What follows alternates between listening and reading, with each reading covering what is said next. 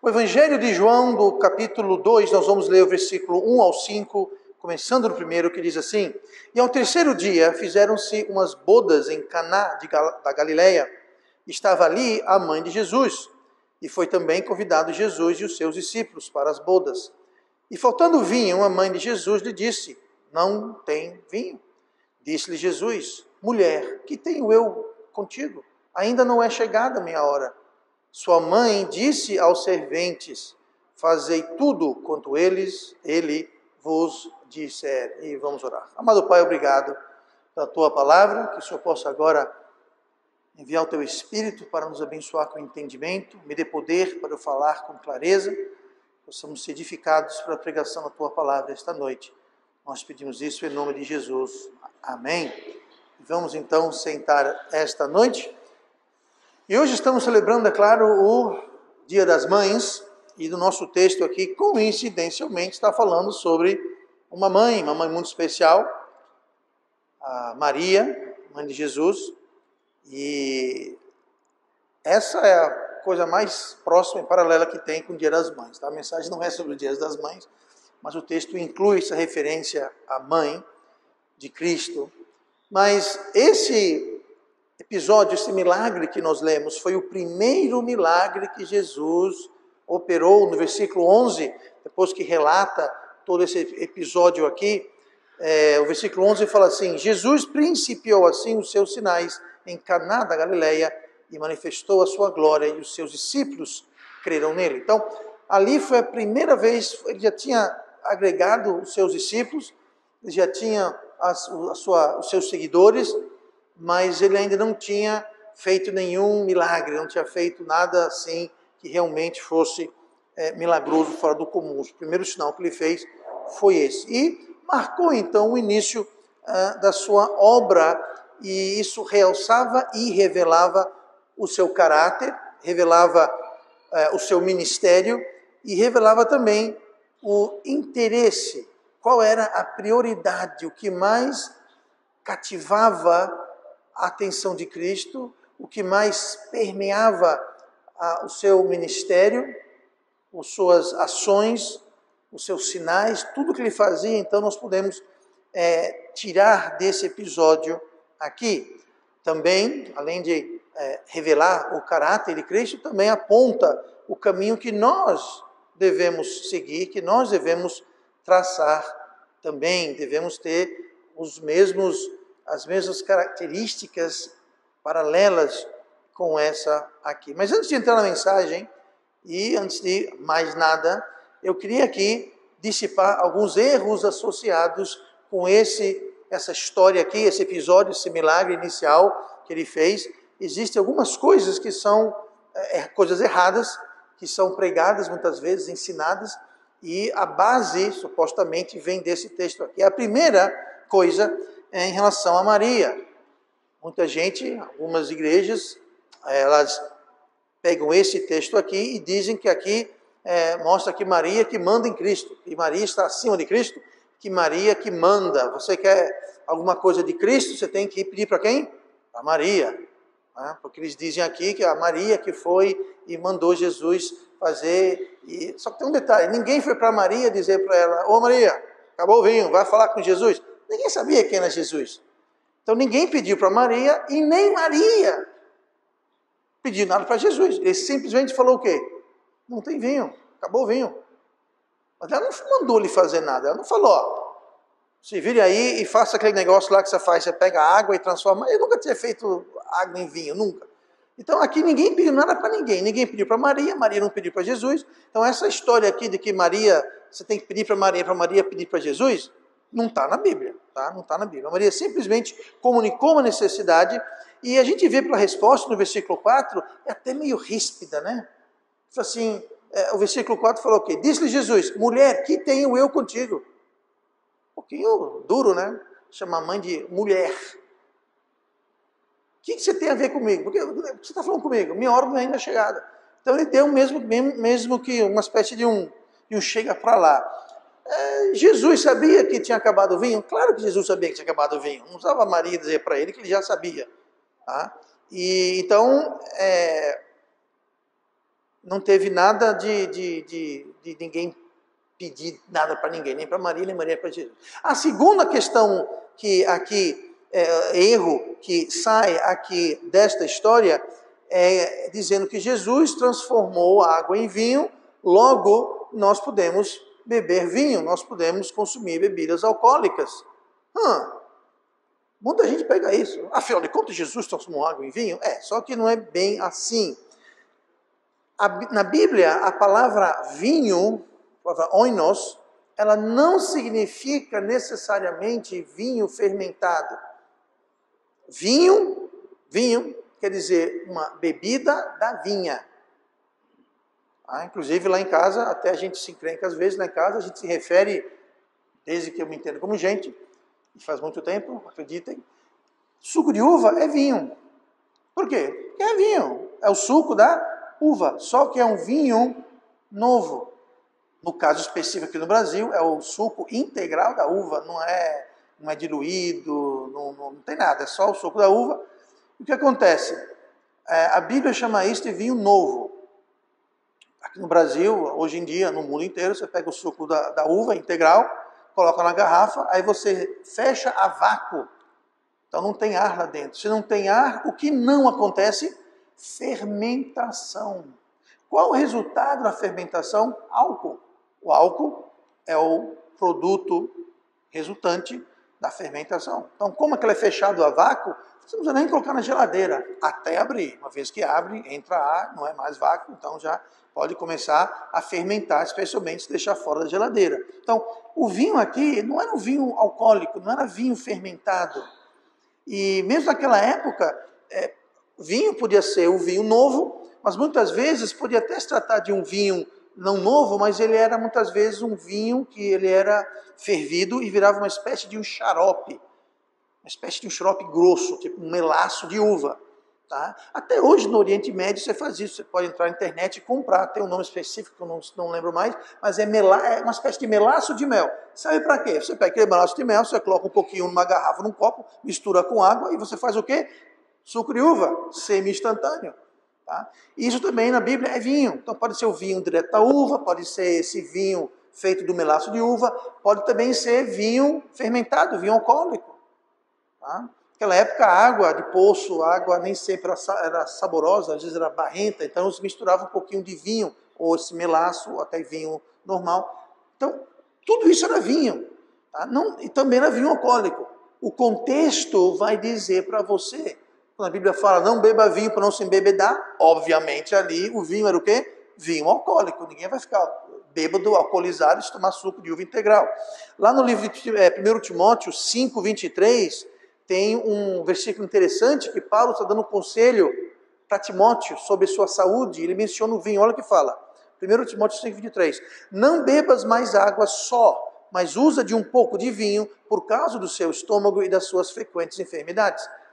Então, Paulo aqui está mandando Timóteo usar vinho, por causa da enfermidade que ele tinha no estômago.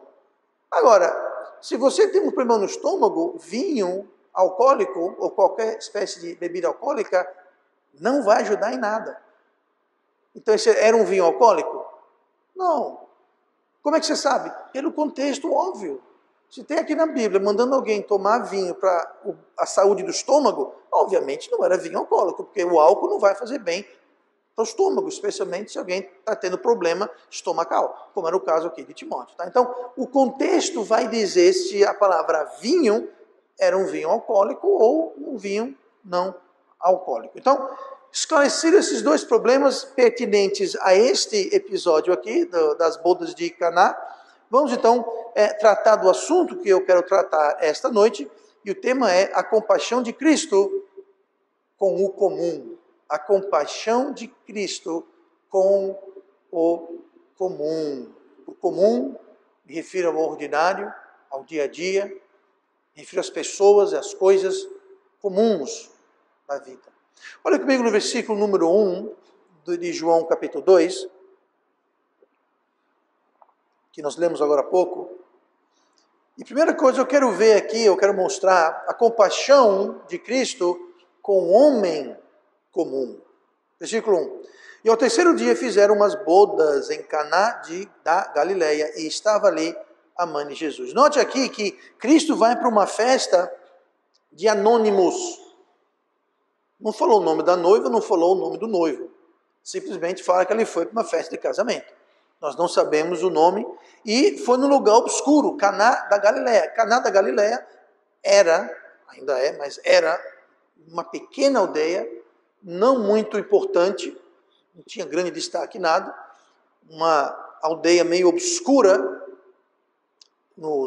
na paisagem política, geopolítica de Israel, e ele foi a umas bodas, não foi uma grande, não foi ninguém famoso, ali não tinha nada de fora do comum, ali era bem comum, um lugar bem comum, pessoas bem comum, o noivo e noiva não eram famosos, ricos, importantes ou de nota. Tanto é o caso que a gente sabe pelo resto da história que faltou vinho no meio da festa. Então, eram sim pessoas comuns, e Jesus se interessa por todos. Não interessa se você é rico, se você é pobre, se é famoso, se não é famoso, se é poderoso ou não, se é analfabeto ou tem um PhD, não interessa. Cristo não faz acepção de pessoas, não é quando você tem no banco, se você é famoso, a casa que você mora, isso não interessa. Porque Cristo se interessa pelo homem comum. O único critério para Cristo entrar, para Cristo agir na sua vida, é ele ser bem-vindo na sua vida e convidado. Olha o versículo 2. E foi também convidado Jesus e seus discípulos para as bodas.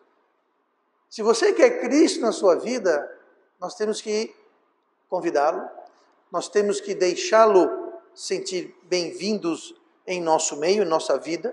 Na Apocalipse 3, versículo 20, Jesus fala: eis que estou à porta e bato, se alguém ouvir a minha voz e abrir a porta, entrarei até ele, e com ele cearei, e ele comigo. Então, o critério que Cristo tem não é se você tem uma casa bonita, uma casa grande, uma mesa farta, dinheiro no banco, carro zero na porta. Ele não está interessado nisso. Se tem diploma na parede, se você tem um cargo disso, daquilo, isso não interessa. O que interessa é se ele é bem-vindo. Se você vai abrir a porta para ele. Se foi feito o convite. Aqui ele foi para bodas de pessoas obscuras, num lugar obscuro, num lugar comum. Mas ele foi o quê? Convidado. Isso é o mais importante, é o único critério para Jesus se interessar e entrar em nossa vida, ele ser bem-vindo, ele ser convidado. Jesus é Deus, Jesus é onipotente, mas ele nunca se força e nunca se impõe em ninguém. Mas pastor, ele não é onipotente? Ele é onipotente, ele não é todo poderoso? Ele é todo poderoso, mas ele nunca vai se forçar, se impor. Ele nunca vai dizer, eu vou entrar na sua vida. Ele não faz isso. Nós temos que o quê? Recebê-lo, convidá-lo, abrir a porta. Eis que estou à porta e bato. Se ele é todo poderoso, por que ele não derruba a porta? Porque ele quer que a gente abra a porta. Jesus não vai se forçar. Se você não quer Cristo na sua vida, não tem problema. Tem problema para você. Mas se é isso que você quer, Jesus fala, tudo bem, eu estou à porta e eu bato. Todo que abrir eu entro.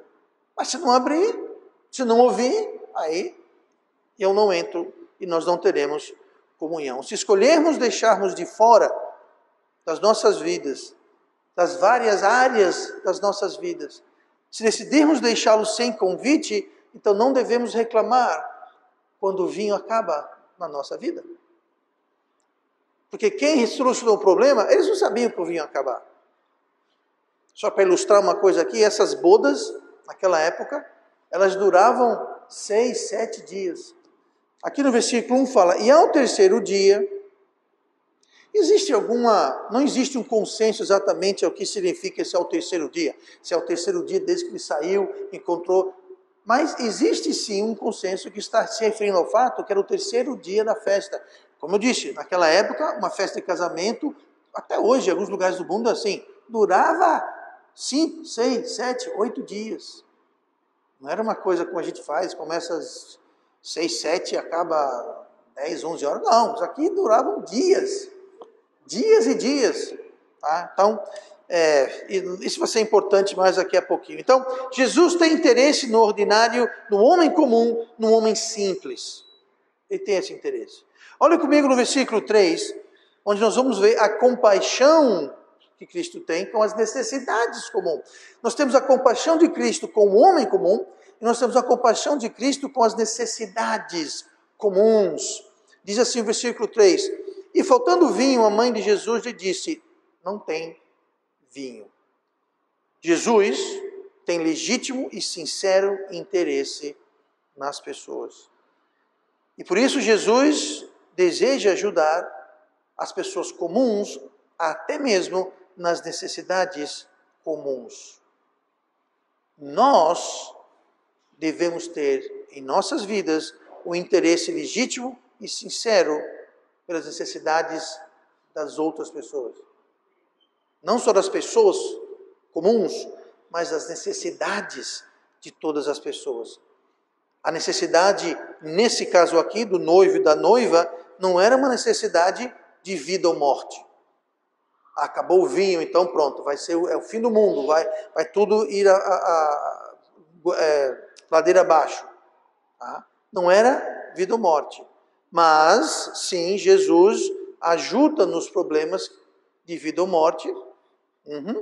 E Jesus também tem interesse nos problemas comuns, os problemas que não são de vida ou morte, os problemas comuns, os problemas mais simples.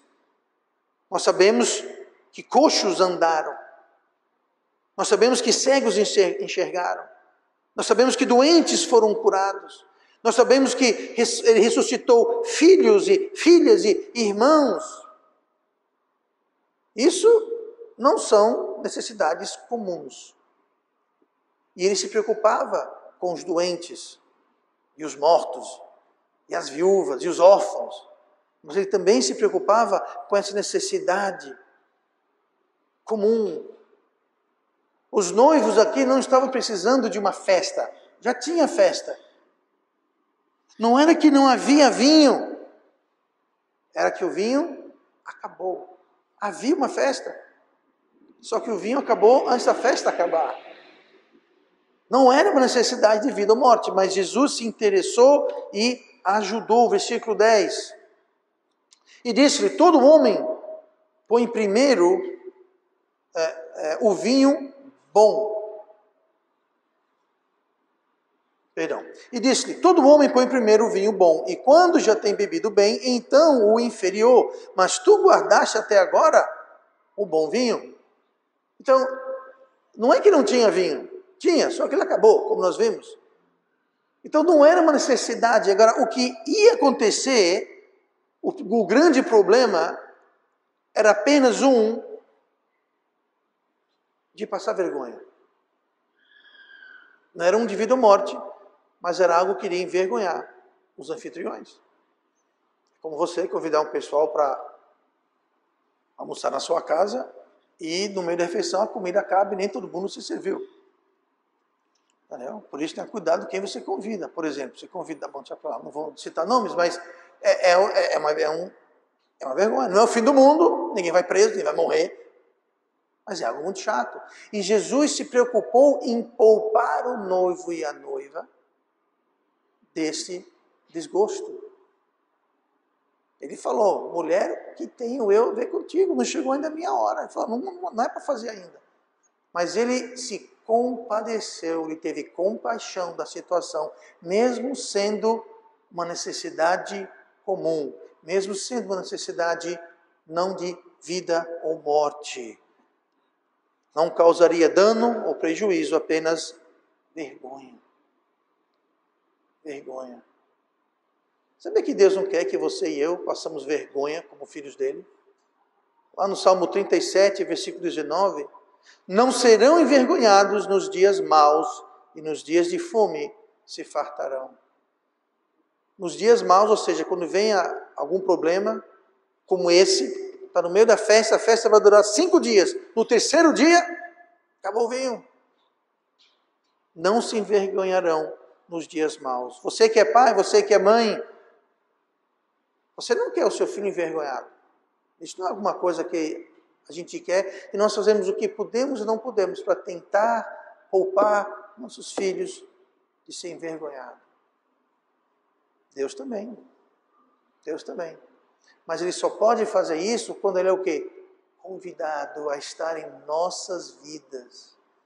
A estar em nossas vidas. Se a gente deixar Cristo de fora das nossas vidas, quando o vinho acabar, vai passar vergonha. Por quê? Porque não foi convidado, não está presente. Deus não quer os seus filhos envergonhados nem com coisas grandes e nem com coisas pequenas. Não há nada grande demais para Deus se importar ou resolver.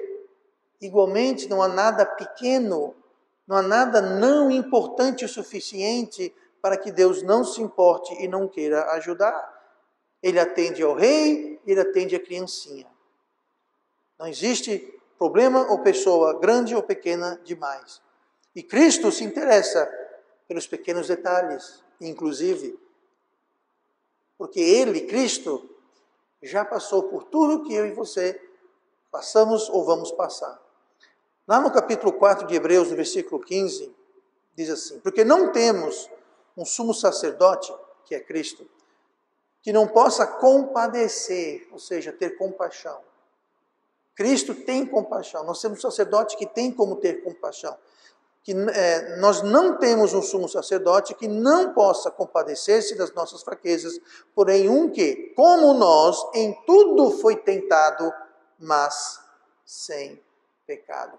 Toda dificuldade e tentação que você e eu temos, Cristo experimentou com uma diferença. Ele nunca caiu naquela tentação, ele nunca entrou em pecado, mas ele sabe o que é a nossa vida aqui na terra. Cristo se compadece de pessoas comuns e de necessidades comuns. Olha no versículo 5 de João, capítulo 2. Jesus se compadece também pela nossa falta de fé. Jesus se compadece. Ele entende, ele tem compaixão do fato que muitas vezes nós não temos a fé como deveríamos tê-la. Olha o versículo 5. Sua mãe disse aos serventes: fazei tudo quanto ele vos disser. É interessante aqui que foram os serventes, os servos da festa, que foram instruídos a obedecer. Maria não falou para o mestre-sala. Mestre-sala é a quem administrava. Tem até um nomezinho que eu esqueci agora, o nome que se dá a quem organiza a festa. Você faz um casamento ou uma formatura. Como é que é? Quem está na lista? Cerimonialista. Diz a Bia, eu não sei muito se está certo isso, mas parece que está. Cerimonialista. É basicamente o mestre-sala, aquela pessoa que está organizando a festa. Tá? É o governador da festa, a pessoa que está lá. Pronto. Maria não falou para ele: ô seu cerimonialista, faça o que ele mandar. Não foi para ele. Não foi para o noivo ou para a noiva que foi dito: faça tudo o que ele mandar. Não, foi para quem? Foi para as pessoas mais simples e comuns. Não foi para o chefe da festa, não foi para o dono da festa, não foi para os convidados. Foi para quem? Os serventes, os garçons, os servos. As pessoas mais comuns da festa. As pessoas que tinham menos destaque na festa. As pessoas mais transparentes da festa. As pessoas, entre aspas, menos importantes da festa. Não estava celebrando nada deles, não foram convidados para celebrar nada, eles foram lá para servir as pessoas. Pois bem, foi para eles que foi dito isso. Por que será? Por que não foi para o noivo? Por que não foi para o mestre de sala, como chama aqui a Bíblia? Por que não foi? Eu acredito que não foram, porque se chegasse para eles e disserem: o seu mestre de sala, o seu noivo, acabou o vinho. Se fosse você, o que você faria? Qual seria o estado da sua cabeça?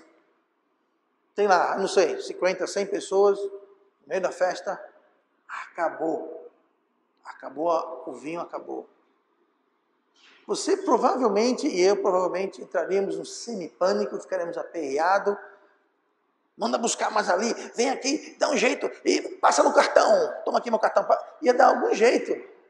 Ligue para o Disque Vinho, rápido. Eu acho que estariam tão sem fé. Falou o que ia acontecer.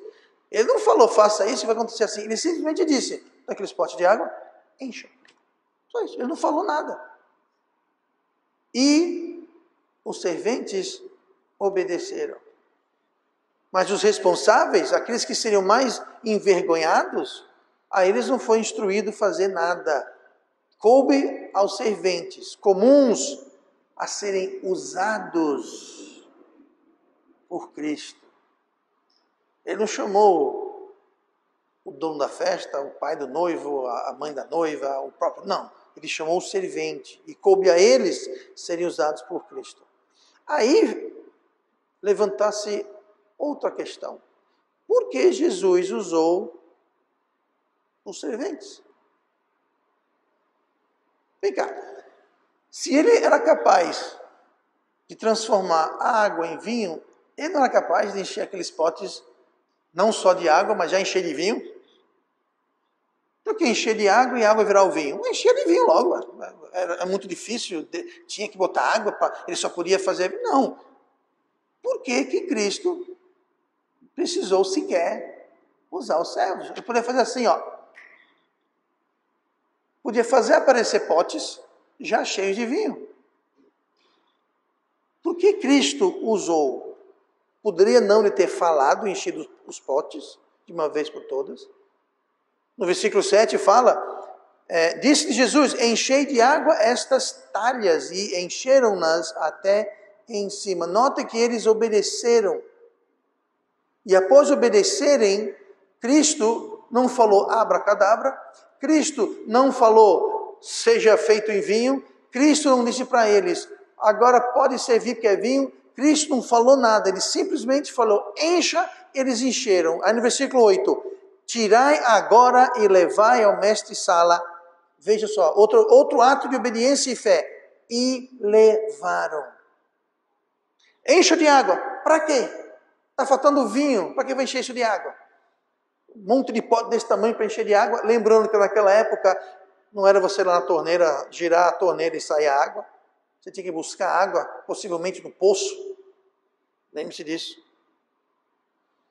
Mas aí, depois que encheram, sem perguntar nada, Jesus falou, está cheio? Tá, ok. Agora, tire e leve para o mestre-sala provar. Mas Jesus está procurando confusão, né? Imagine você, é um garçom, ele vai tirar num pote que eu acabei de encher de água, lembrando que o copo naquela época não era de vidro ou de plástico, eram copos ou de porcelana ou de algum metal, ou seja, você não sabia direito o que estava lá dentro, não era transparente. Você acabou de encher o pote de água, aí você vai tirar aquela água e levar para o mestre-sala provar. Aí o mestre-sala vai dizer, isso aqui é o vinho para eu provar? Claro, porque o mestre-sala prova o vinho. Aí ele vai provar e vai beber um copo d'água. O que o mestre-sala vai dizer para aquele servente? 1, está despedido. 2, você nunca mais vai trabalhar em Caná da Galileia. Você está acabado como servente. Por quê? Você vem trazer água para eu provar? Está maluco? Mas sabe o que os serventes fizeram? Eles obedeceram. Eles não sabiam que aquilo virou vinho. Tanto que fala que os serventes foram os primeiros a saberem o que aconteceu. Porque quando o mestre-sala tomou daquela bebida, ele falou, como nós lemos agora há pouco, mas geralmente você serve o vinho bom primeiro, aí depois você serve o inferior, mas você não. Você está servindo o melhor agora, no meio da festa, o melhor ainda. Aí que os serventes perceberam, uau, nós enchemos com água e tiramos de lá vinho. Eles foram os primeiros a perceberem o que tinha acontecido. E tudo indica que mais ninguém ali, fora Maria e os serventes, mas mais ninguém ali ficou sabendo. Todo mundo tomou vinho e continuou com a festa, porque não havia ainda chegado a hora dele. Então os seus discípulos creram nele. Os discípulos souberam. Maria, eu acredito que soube. E os serventes. O resto, nós não sabemos se chegou sequer a atenção dele. Versículo 9. E logo que o mestre-sala provou a água feita vinho, não sabendo de onde viera, se bem que o sabiam os serventes que tinham tirado a água. Eles tiraram a água e quando deram, e ele falou que era um vinho maravilhoso. Eles souberam o que havia acontecido. Então veja como Cristo está preocupado com a falta de fé. Ele tem compaixão. Ele sabia que aquele mestre-sala, o noivo, a noiva, o pai do noivo, a mãe da noiva, sabia que eles não teriam fé naquele aperreio todo, naquele pânico. E ele foi então para os serventes. Ele não falou: se você não tem fé, problema seu.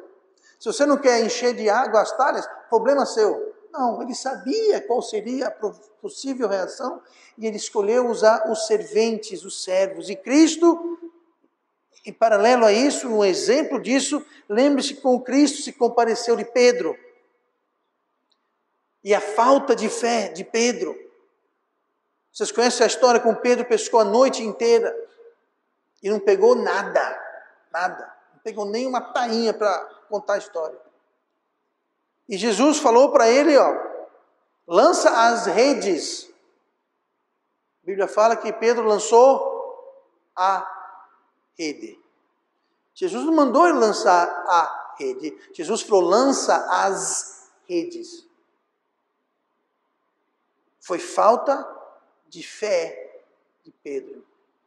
Pedro falou: Senhor, eu sou um pescador, pesquei a noite inteira, não peguei nada, mas já que é você que está dizendo, eu vou lançar uma rede, só para mostrar para você, eu vou lançar uma rede. Aí lançou aquela rede. A história você conhece. Era tanto peixe, que não coube num barco, teve que chamar outro barco e quase afundaram ambos os barcos. Veja como Cristo se compadeceu da falta de fé de Pedro. Ele poderia ter dito: foi só uma rede? Pois bem, eu vou mandar só um pouquinho de peixe. Pouca fé, então eu vou dar pouco peixe. Não, ele se compadeceu. Jesus entende. Jesus tem compaixão da nossa, da minha, da sua falta de fé. Porque as pessoas comuns, o homem comum, tem um problema com fé. E ele sabe disso, mas ele entende, ele tem compaixão. Quantas vezes Jesus virou aos seus discípulos e disse a eles: homens de pouca fé. Mas ele nunca deixou de fazer os milagres, os sinais. Pedro andou na água, ele multiplicou os pães, ressuscitou os mortos, curou os aleijados. Mas várias vezes ele falava: homens de pouca fé. Cristo tem compaixão da nossa falta de fé. A chave é obedecer, como fizeram os serventes. Enche de água, encheram. Tira e leve para o rapaz provar, levaram. Não ficar questionando, duvidando, mas simplesmente obedecer. Obedecer é a chave que abre a porta do poder de Deus. Olha comigo no versículo 10 de João, capítulo 2. O versículo 4 nos mostra que Jesus, além de ter compaixão com a nossa falta de fé, compaixão com as necessidades comuns, compaixão com o homem comum, o homem ordinário, ele também tem compaixão com a nossa situação, a situação comum à humanidade. Versículo 10. E disse-lhe: todo homem, isso aqui é o mestre da festa, o mestre-sala. E disse-lhe: todo homem põe primeiro o vinho bom, e quando já tem bebido bem, então o inferior. Mas tu guardaste até agora o bom vinho. O vinho que Jesus forneceu da água era um vinho bem melhor, muito mais superior do que o vinho que o noivo havia fornecido. Lá em Efésios 3, versículo 20, a Bíblia fala: ora, aquele que é poderoso para fazer tudo, muito mais, abundantemente além daquilo que pedimos ou pensamos, segundo o poder que em vós opera. Aqui está dizendo que nós não fazemos ideia. Nós não fazemos ideia do que Cristo é capaz de fazer em nossas vidas. Ele poderia ter feito um vinhozinho igual ao outro. Não. Ele fez um vinho top de linha, vinho nota 10. A condição comum daquele noivo, daquela noiva, daquelas famílias, era um vinho comum. Era um vinho normal. E Jesus, quando trouxe a solução, quando fez a água em vinho, ele transformou aquela água em vinho de primeira linha, tipo premium. Por quê? O poder dele faz muito mais além, abundantemente do que podemos pedir ou imaginar. Tudo isso através do quê? Segundo o poder que em nós opera. Veja só, esse poder está operando aonde? Em nós. Esse em quer dizer dentro de nós. Se você é salvo, você tem, eu tenho, em você, dentro de você, você tem um poder que é capaz de fazer tudo muito mais além, abundantemente do que você pode pensar, imaginar ou pedir. Esse poder já está em nós. Esse poder já está em nós. A chave para esse poder é a nossa obediência. Obediência é a chave que liga o poder de Deus. Esse poder que pode fazer abundantemente mais além do que você pode poder ou pensar. Esse poder que pode dar um vinho de tamanha qualidade que o mestre Sala fica surpreso. Ele fala, nossa, mas geralmente você dá o vinho o melhor primeiro. E com o proceder da festa você vai dando mais barato. Você não. Você começou aqui e agora trouxe o top de linha. Eu nunca vi coisa igual. E o noivo falou, ok. Eu não comprei nenhum vinho top de linha aqui. Eu não estava sabendo que tinha vinho premium aqui. Pois é. Deus pode fazer muito mais por nós. Quando pedimos e obedecemos, Jesus diz, você quer isso? É pouco, deixa eu dar mais. Pedro, quando jogou uma rede, quase afundou 2 barcos. Foi muito mais. Qual era a chave? Obediência. Alguém teve que obedecer. Pedro obedeceu meia tigela, lançou uma rede. Mas mesmo assim, a sua obediência foi recompensada. Não foi o noivo, não foi o mestre da festa que obedeceu. Foram os serventes, mas é a obediência que destrava o poder de Deus que está operando em nós. Jesus teve compaixão pelo fato de que o noivo não tinha condições de servir vinho de primeira, mas o fez para ele.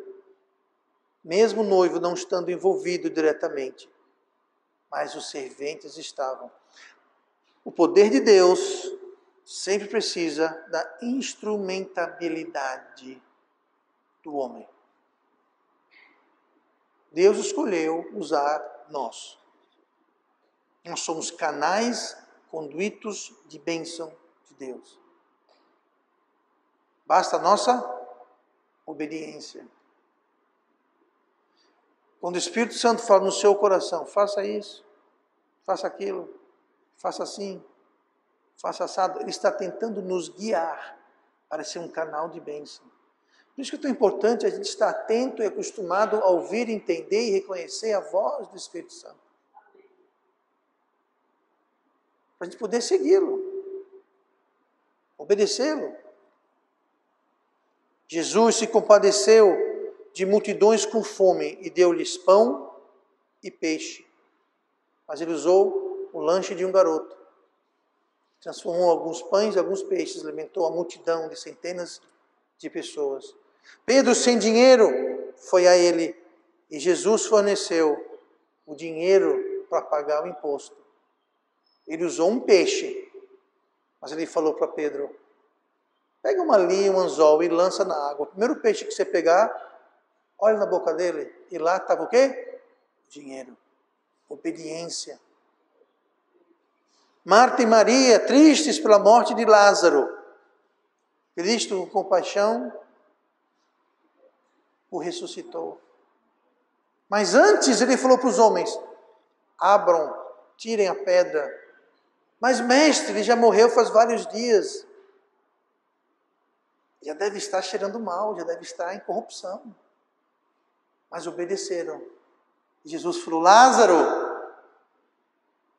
saia. Precisou alguém obedecer. Mas o cara está morto, ele está enterrado, vai desenterrar o cara. Obedeça. Encher talha de água e levar para o cara beber. Obedeça. Vocês querem meu lanchinho? Eu sou um garoto, estou com alguns peixes, alguns pães. Esse monte de gente, me dê. Ok. Pedro, lance a rede. Jesus, eu pesquei a noite inteira. Eu sou um pescador de profissão. Faço isso a minha vida inteira. Mas, já que você está dizendo, eu vou lançar uma rede. Obediência. Jesus tem compaixão e o poder de Deus vai ser destravado em nossas vidas. Ele já está em nós. O poder que opera em vós já está aqui. Só falta a chave da obediência. Se não tiver a chave da obediência, o poder vai ficar lá desligado. É como um carro, gente. Você tem a chave, você não vai ligar o carro. Você não vai ter o poder, a força, os cavalos de força no carro. Por quê? Não tem a chave. É um carrão, um motorzão, o tanque está cheio. Mas sem a chave, não serve para nada. Os discípulos amedrontados, a tempestade acalmou. Mas não antes de Pedro falar. Jesus falou para Pedro, venha. Pedro foi. Depois Jesus pegou Pedro e acalmou o mar. Uma lição. Os pais inconsoláveis pela morte da sua pequena filha. Ele a ressuscitou. Ele falou, jovem, levante-se. Quando Jesus chegou lá, estava todo mundo começando a rir dele. Ele falou, ela dorme. Que ela dorme, cara? Ela está morta, eu já vi, ela morreu. Não, ela não morreu, ela está dormindo. Aí falou para os pais, mãe, todo mundo sai daqui. Os pais podiam falar, isso é piada de mau gosto. Minha filha está morta, estamos enlutados por ela, onde todo mundo sair. Eles obedeceram. E só com o pai, a mãe, a pequena menina, ele falou, Tabita, levante-se. Ela abriu os olhos e sentou. Obediência. Obediência nossa é o que ativa o poder de Deus em nós. Hebreus 4,15. Eu li agora há pouco. Nós não temos um sumo sacerdote que não possa compadecer-se das nossas fraquezas. Jesus entende sobre fome, medo, tristeza. Ele entende. Ele entende. No jardim, ele agonizava dizendo, Pai, se esse cálice pode passar, que passe, mas se não, seja feita a vossa vontade. Ele entendia o que é ter medo. Ele sabia o que era ser rejeitado, abandonado. Ele sabia o que era ter fome. Ele falou, os pastos têm seus ninhos, a raposa tem os seus covis, mas o filho do homem não tem onde descansar a sua cabeça. Ele sabia, tudo isso ele sabia. Ele tem compaixão e se compadece de nossa situação. Mas isso não nos exime de crer e observar tudo quanto ordenar. O fiel obedece ao que Cristo mandar. Deus tem compaixão, mas Ele espera que nós obedeçamos e confiamos nele.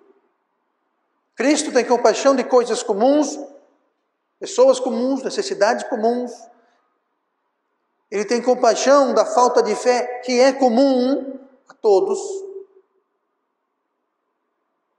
Ele tem compaixão da condição humana. Falha, fraca. E muitas vezes nós mesmos podemos ser os próprios instrumentos pelo qual Deus vai operar o milagre ou a solução na vida de alguém. Como usou os serventes da festa, Deus quer usar a nós. Os noivos foram abençoados pela fé e obediência dos serventes. O noivo nem sabia o que estava acontecendo, mas eles foram abençoados. Nós podemos ser um canal de bênção. E quando nós somos um canal de bênção, nós também somos abençoados. Tenhamos nós também compaixão. Vamos nós também nos compadecer um dos outros. Não interessa se outra pessoa é importante, se outra pessoa é de destaque, se a pessoa é rica, se a pessoa pode retornar um favor. Não interessa. Devemos ter compaixão de todos. Fazer o que é certo por todos. Buscar ajudar dentro das nossas condições por todos. Porque Cristo foi assim. E nós devemos ser como Cristo. E vamos orar.